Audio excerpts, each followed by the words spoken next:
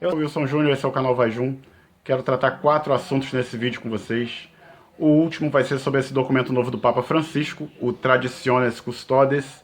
Eu já adianto que sim, Papa Francisco cometeu um abuso de autoridade ali, ao meu ver. Mas, usando as palavras de um padre, um pai não deixa de ser pai quando comete um abuso de autoridade. Então não comece já me chamando de herege. Fica até o final que eu vou te explicar por que eu acho que ele cometeu um abuso de autoridade. O primeiro assunto que eu quero tratar é sobre a falsa irmã Lúcia, um vídeo que eu já fiz nesse canal, que talvez tenha gerado algumas dúvidas. Olha, eu não bato o martelo da questão, mas dentro dos argumentos, dentro das notícias e tudo, dentro do material que eu tenho sobre esse assunto, eu acho muito pouco provável que a irmã Lúcia tenha sido substituída por uma impostora. Tem testemunho das irmãs do convento, tem testemunho de dentistas que disseram que o procedimento que ela passou realmente afeta as feições do rosto. Tem o testemunho dos familiares dela que acham ofensivo, essa hipótese dela ter sido substituída, deles não reconhecerem a parente deles. Além de tudo, tem o bom senso também. Se a quantidade de pessoas envolvidas para que isso fosse possível, teria que contar com madre superiora, com bispos, padres. Então não daria certo isso. Tem a questão de, se ela tivesse sido substituída, ela poderia muito bem ter saído daquele silêncio que o Vaticano tinha imposto a ela. Isso não aconteceu também. Então, dentro do que eu sei, dentro do que eu estudei, dentro do que eu pesquisei, não vejo essa hipótese mais como razoável. Você pode, se você tem outros argumentos, coloque aí, apresente. Eu não acho viável. Outro assunto, Garabandal e Medjugorje, as aparições, supostas aparições de Nossa Senhora em Garabandal e Medjugorje. A gente tem que ter opinião e tem que tentar manter um certo equilíbrio. Não é, eu acredito em Garabandal porque a comunidade Hesed acredita. Isso não é um argumento. Eu não acredito na falsa irmã Lúcia porque o Wilson Júnior disse que não acredita. Isso não é um argumento. Você tem que pesquisar, você tem que, não bate o martelo, pelo menos não com rapidez, até você ter conhecimento de fatos, assim, juntar o máximo possível de fatos para que você possa elaborar uma opinião. Não tenha pressa quanto a isso. Por que eu sou reticente às aparições de Garabandal e Medjugorje? São os dois assuntos seguintes.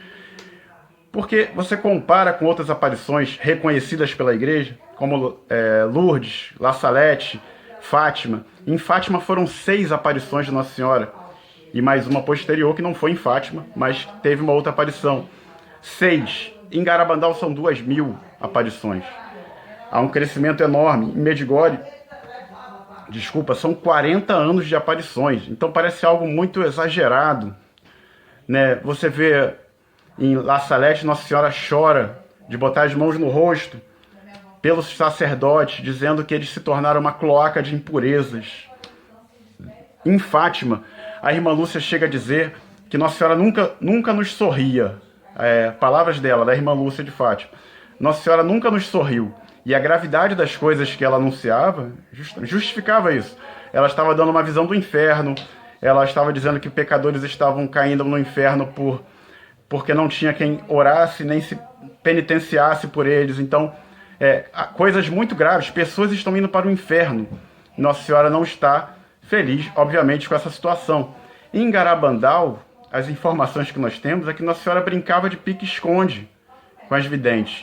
Isso parece absurdo. Parece uma mudança total de comportamento nessas aparições de La Salette e Fátima para Garabandal. Garabandal, aconteceram fenômenos ali, isso é inegável, há vídeos e tudo mais. Agora, dizer que foi Nossa Senhora quem apareceu e tudo mais, eu sou reticente, apesar da comunidade Hesed acreditar, apesar do padre Malak Martin, que eu considero muito, um padre irlandês que morou nos Estados Unidos, já falecido, exorcista, apesar dele acreditar, ele acreditava que ele tinha conhecimento do terceiro segredo de Fátima, ele dizia que tinha uma certa conexão ali. Apesar disso, eu sou reticente. Um dos grandes divulgadores de Garabandal foi um cego, se eu não me engano, Lomandino, alguma coisa assim o nome dele. Ele era cego e ele tinha a promessa de Nossa Senhora de que ele teria a vista restaurada quando fosse a época do grande sinal, alguma coisa assim, do grande castigo, que ele teria a visão restaurada. Esse cara morreu. E não teve nada de visão restaurada. Então, são coisas complicadas. Medjugorje, qual o problema de Medjugorje? Além de 40 anos de aparições e alguns videntes, segundo testemunhos de pessoas, vivem muito bem, obrigado. Né? Um mora nos Estados Unidos e ganha dinheiro com a aparição de Nossa Senhora. Isso é verdade? É mentira? Eu não tenho como me certificar ao vivo. Né? A gente acompanha notícias, fica ligado, não só no que falam de bom, mas o que falam de ruim também. A gente não pode acreditar em tudo, não pode comprar todo peixe que é vendido, pode estar podre. Medjugorje tem coisas estranhas também. Eu vi um vídeo de uma vidente em que ela aparentemente estava em êxtase, mas que quando um jornalista é uma raça que não presta, você sabe, ele vem e tenta fazer um movimento brusco em direção a ela, e ela, em êxtase, ela se assusta. E depois a justificativa dela é totalmente absurda. Ela diz que não foi por causa de... Ela não estava vendo ninguém, estava em êxtase, mas que naquele momento o que acontecia é que Nossa Senhora estava com o menino Jesus no colo e que ele aparentemente parecia que ia cair. Quer dizer, a explicação foi pior do que se ela tivesse ficado calada. Você imagina a Nossa Senhora aparecer para você com o menino Jesus no colo e ela ser descuidada a ponto de deixar o menino Jesus cair no chão. Quer dizer, um negócio que não faz o menor sentido. Ora, pode ser que a vidente Vika, que é ela no caso, estivesse mentindo e os outros não sei. Mas tem coisas estranhas além disso, né? Para o assunto não ficar muito extenso, tem muito mais coisas estranhas. Agora, Wilson, tem pessoas que eu conheço que se converteram através de Garabandal, através de Medjugorje. Olha, o nosso processo de conversão, ele segue um longo caminho. Né? Eu não sou da renovação carismática católica, mas já fui. E foi importante para mim, aquele período ali na renovação carismática. Só que a gente não deve parar. O nosso caminho é até o céu. Então, se um dia você foi protestante, não quero que você pegue e cuspa no prato que você comeu. Se for o jeito que Jesus teve de usar para que você abraçasse a fé, graças a Deus. Né? Entendeu? Não vou questionar. Deus ele é misericórdia, ele usa de misericórdia para que a gente chegue ao conhecimento da verdade. Isso pode levar um certo tempo. Né? Se você foi convertido através das aparições de Medjugorje, eu te convido a pesquisar. A igreja é muito mais do que Medjugorje. A igreja é muito mais do que Garabandal. A igreja é muito mais do que a renovação carismática. E você vai se encantar com toda a riqueza que a igreja tem. Não pare no meio do caminho. Não pare em degraus. Tenta subir o máximo que você pode. Até o dia da sua morte. Até o dia do seu encontro com o Senhor. E por último, esse polêmico Traditiones Custodes do Papa Francisco, onde ele praticamente anula o documento do Papa Bento XVI, o Summorum Pontífico, né, sobre a missa tridentina, dizendo que ela vai ter que ter permissão do bispo, enfim, num lugar separado, não na paróquia. Volta praticamente a mesma coisa que era antes da Summorum Pontífico. Por que eu digo que é um abuso de autoridade? Porque o Papa não pode impedir de um sacerdote celebrar a missa, que a igreja sempre celebrou.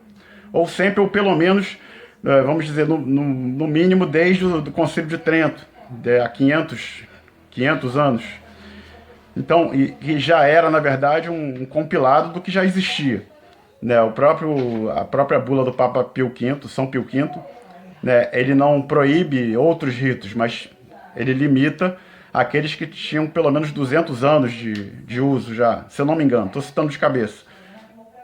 Então, li o documento do Papa Francisco, ele é curto, ele é rápido, li a carta que acompanha, né, para os bispos, ele fez uma carta aos bispos acompanhando esse pequeno documento. Esse documento não faz sentido algum. Por quê? Lógico, o que deve se fazer? Obedecer? Desobedecer? Essa é a questão. Essa é a questão complicada. Para relembrar, vivemos tempos de desorientação diabólica. Entendeu? Então não é fácil avaliar as coisas, não tenha pressa, não sai por aí dizendo, tá vendo, a missa nova é do inferno mesmo, é errada porque o Papa Francisco está perseguindo a missa antiga. Olha, não seja apressado, né? O apressado come cru, já diz o ditado.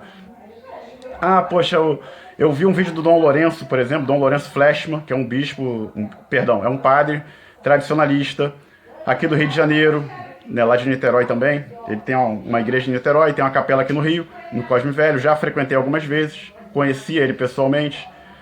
Ele, por exemplo, ele é que disse essa frase: o pai não deixa de ser pai porque comete um abuso de autoridade. Olha, isso vindo do Dom Lourenço é impressionante. Porque tem muitos por aí que já dizem que Papa Francisco não é Papa, que é um antipapa, que é, enfim, né? Não temos como falar com certeza. Ninguém tem o poder de julgar o Papa. Então nós avaliamos seus atos, ok. Ele agiu mal, com toda certeza ele agiu mal. Ele não pode proibir a missa tridentina. É lógico que ele vai se defender dizendo que não proibiu, pode pedir ao bispo, mas o efeito prático nós sabemos que é esse. Com tanta coisa acontecendo na igreja, a preocupação do Papa Francisco, a preocupação dele, ai meu Deus, tem fiéis que estão participando da missa em latim, isso não pode. Não, é tanta coisa para se preocupar na igreja, para ele perder tempo com esse documento que é um abuso de autoridade. Imagina que o Papa te proibisse a todos de rezar o terço. O que a gente faz? A gente obedece? Olha, ele não tem esse poder de te proibir de rezar. O que eu discordo do Dom Lourenço, nesse caso da missa, é que Dom Lourenço coloca a missa nova como um pecado, como um problema de consciência para ele. Olha, o Papa proibiu a missa. Paciência, eu vou celebrar assim mesmo porque eu não posso ser conivente com o pecado. Nesse ponto a gente discorda. A missa nova não é uma missa pecaminosa, né? Ela pode ser bem celebrada sim. Dou um exemplo do padre João Jefferson, que já também falou aqui no meu canal a respeito da importância da missa tridentina.